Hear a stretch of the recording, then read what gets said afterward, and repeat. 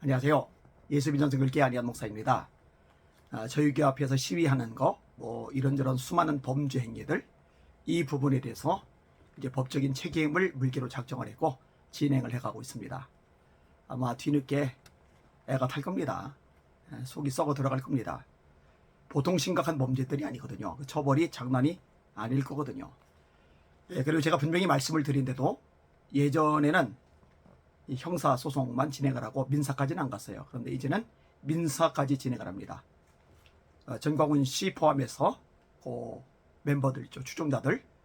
그 대상들 향해서 1억 손해배상 진행을 했습니다. 근데 이 1억 손해배상에 대해서 반대로 저쪽에서 소송을 진행을 했는데 그 부분이 패소를 했습니다. 그 내용을 제가 읽어드리도록 하겠습니다. 잘 한번 들어보세요. 이동 회장님이 쓴 거를 그냥 읽어드릴게요. 7월 4일 전광훈 또 소송 패소하다. 정신승리 전광훈 집단은 예수비전교회에 대하여 소송 20022 카담 10433을 7월 4일 또 졌습니다. 이렇게 계속 지기도 쉽지 않을 텐데 어떻게 그 동네는 하는 소송마다 집니까? 교회 명도 소송도 다 져서 현재 교회를 불법 전거하며 대한민국 법을 어기고 있는 집단입니다.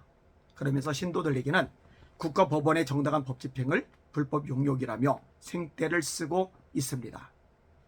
불법 점거하고 있는 전광훈 측이 용역의 법 집행을 막는 것이 공무집행 방해이고 사실 구속 대상이죠.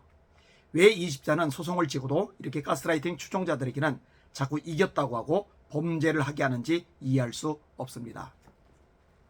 이번에 또 패소한 소송은 전 목사 측이 안희환 목사님에 대하여 걸어온 소송인데 안희환 목사님이 전광훈 집단의 거짓 선동에 대해 제기한 손해배상 소송은 터무니없으므로 감히 전광훈에게 소송을 하려면 돈을 내고 소송을 하라는 황당한 소송을 전광훈 측이 제기하였으나 법원은 안 목사님 측의 손해배상 소송이 전광훈 측이 주장하는 것처럼 터무니없는 소송이라고 볼 수 없다며 전광훈 측이 제기한 소송을 기각했습니다.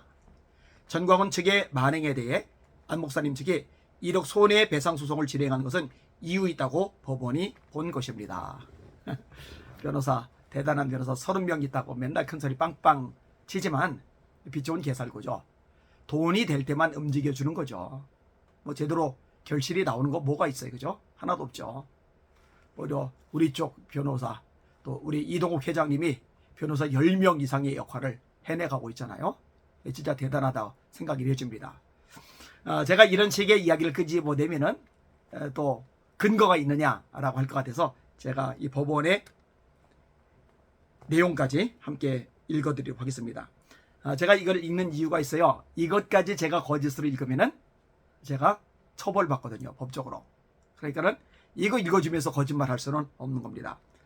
서울 남부지방법원 사건 202 카담 10433 소송비용 담보 제공 신청인이 7명이나 돼요.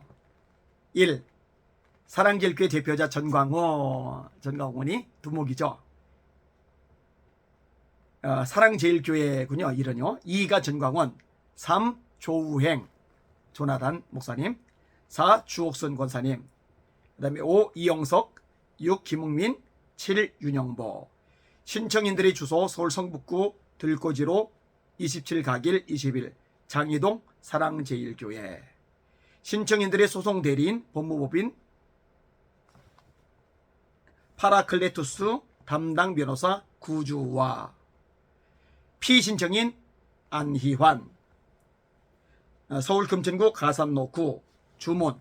이 사건 신청을 모두 기각한다. 자, 그 내용을 제가 가지고 왔어요. 이 내용을 그대로 모두 읽어드리도록 하겠습니다.